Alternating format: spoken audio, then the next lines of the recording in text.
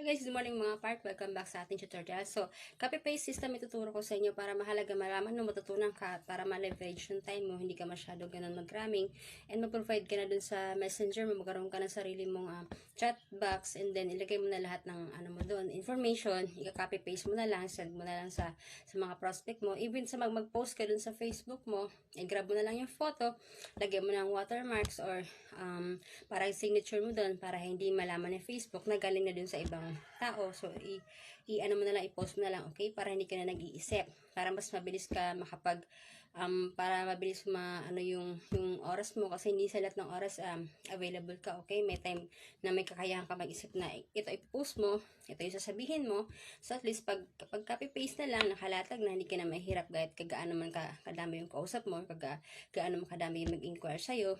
At least, mas makakatulong sa'yo yun, okay? Ginagawa yung ng marami guys, kahit sa online marketing.